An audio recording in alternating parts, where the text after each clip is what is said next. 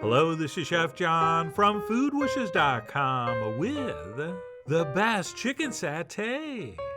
That's right, it's come to my attention that I've never posted a video for this, which is shocking since this is one of my favorite things to eat. But anyway, I'm going to finally show you what I think is the best recipe, and also the easiest recipe, thanks in part to these first two ingredients, which would be some jarred, ready-to-use red curry paste, plus a nice big spoon of curry powder. And while we could add all the individual ingredients used to make these, this is going to save us a lot of time and effort, but will still produce something extraordinary. And then to that we will add a little bit of salt, plus some sugar, both white and brown.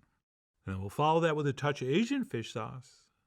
And then we'll finish up the marinade ingredients with the star of the show, some real full-fat coconut milk. And we will pour that in and then take a whisk and mix this very thoroughly. And thanks to those first two ingredients, in just a couple minutes, this is ready to start tossing chunks of chicken into. So feel free to spend all that extra time toasting and grinding spices, and pounding chilies and garlic and ginger in a mortar and pestle, which of course would be great, but I'll take something very close that we can just do in a couple minutes. And then as far as how to prep the aforementioned chicken chunks, we'll take some boneless, skinless chicken thighs, which as you know have two sides, a smaller, flatter side and a bigger, fatter side. And what I like to do is cut between those two pieces in the thinnest point, and then cut the smaller side in half to make two chunks. And then if we take the bigger side and cut that into quarters, we should end up with 6 relatively uniform pieces. And yes, while I hate to admit it, you can make this with chicken breast. And if you don't overcook it, that works fine. But it dries out really quickly, so I think the thigh's better since it stays moister and has more flavor. Speaking of which, we don't need to trim off any of those little pieces of white surface fat, since that's one of the reasons why this is moister and more flavorful. But no matter what we use, once our chicken's cut, we will transfer it into our marinade, and we'll give it a thorough mixing to make sure it's all evenly coated, at which point we're going to wrap it up and pop it in the fridge for about 2 hours, which I personally think is the perfect marination time. Okay, some people go as long as overnight, but I've done both, and I think the shorter marination is better. Right, we get the same flavor with what I think is a better texture. And while our chicken's in the fridge, there's a couple other things we need to do, like toss our bamboo skewers into some water so they don't catch on fire on the grill. Right, they're still going to char, but at least they won't turn to ash and fall apart.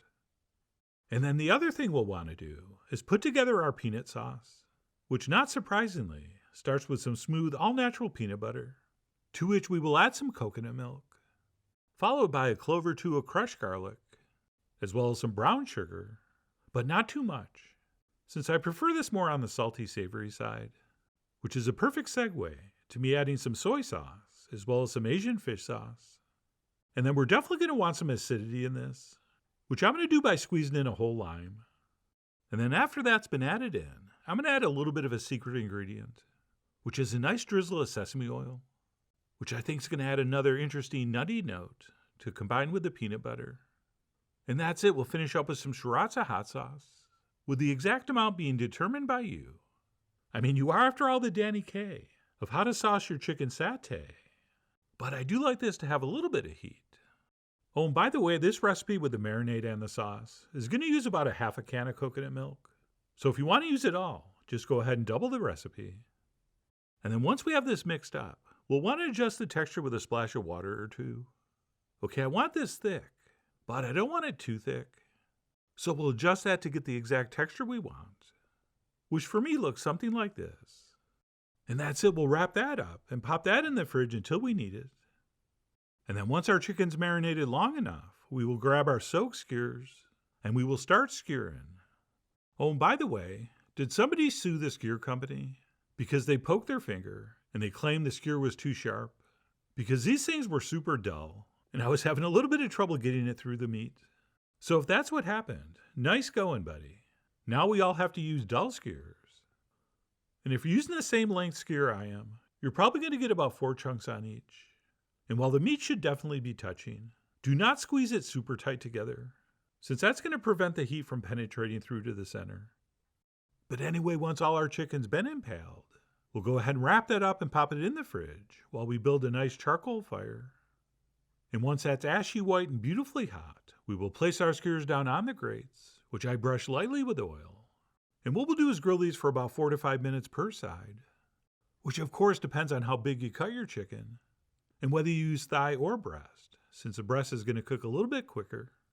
And while charcoal grilling is by far the most delicious and beautiful way to do this, you can also simply sear these in a pan with a little bit of oil, or on one of those cast iron grill pans, or even do them in the oven under your broiler.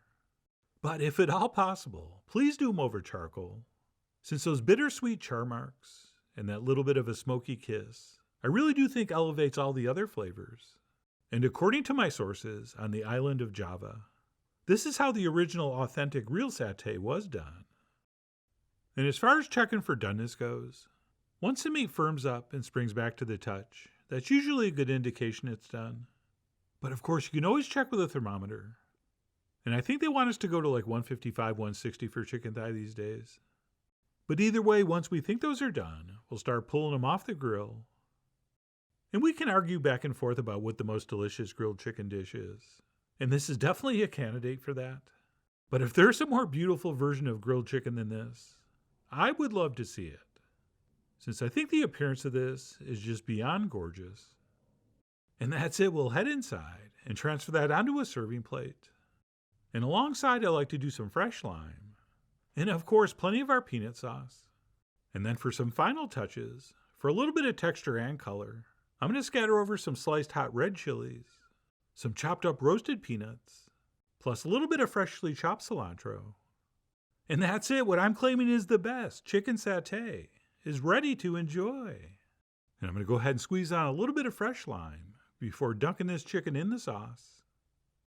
And if you've had it before and you're a fan of chicken satay, I really don't need to say anything else in this video, since you know. But if for some inexplicable reason you've never had this before, I must insist this is the next recipe you make, since there are a few better combinations in the world of food than this super flavorful, wonderfully aromatic chicken dipped in that slightly sweet, salty, savory peanut sauce. It is just so addictive and nearly impossible to stop eating, which is why I'm probably not going to. But anyway, my apologies to everybody for taking so long to share this.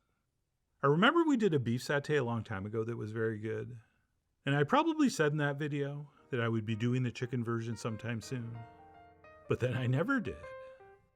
But anyway, I can finally say that I think this is the best way to make chicken satay, at least the best, fast, and easy way, without having to make everything from scratch. And I really do hope you give it a try soon. So please follow the links below for the ingredient amounts, a printable written recipe, and much more info as usual. And as always,